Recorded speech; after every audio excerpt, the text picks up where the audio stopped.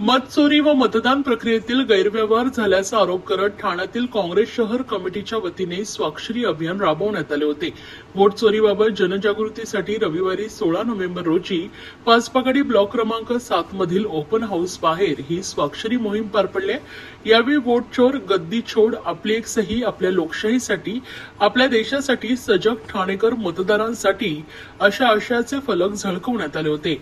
बिहार इलेक्शनमध्ये सुद्धा voting machine manage करून वोटिंगची संख्या वाढवली गेली।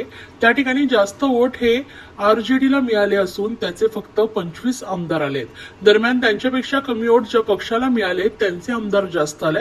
यावरून मशिनी मॅनेज झाल्याचा दावा काँग्रेसने केलाय।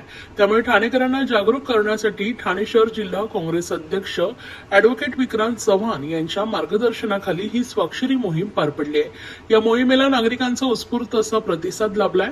मोहिमेदरम्यान ठाणे शहर जिल्हा काँग्रेस अध्यक्ष ॲडव्होकेट विक्रांत चव्हाण, काँग्रेस ब्लॉक क्रमांक 7 चे अध्यक्ष डॉक्टर जयेश परमार यांच्यासह इतर महिला व पुरुष पदाधिकारी कार्यकर्ते उपस्थित होते। काल परवा बघितलं बिहारमध्ये सुद्धा मशिनी मॅनेज करून आमदारांची संख्या वाढवली।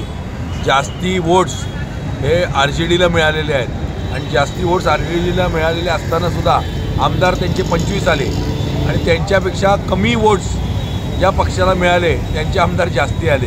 ह्याच्यावरनं समजायचं की मशिनी मॅनेज झाल्यात आणि म्हणून त्या मशिनी मॅनेज होण्याच्या ह्याच्यामागे वोट चोर गद्दी छोड हे मोहीम घेऊन काँग्रेस रस्त्यावरती उतरलेली सह्यांची मोहीम राबवली।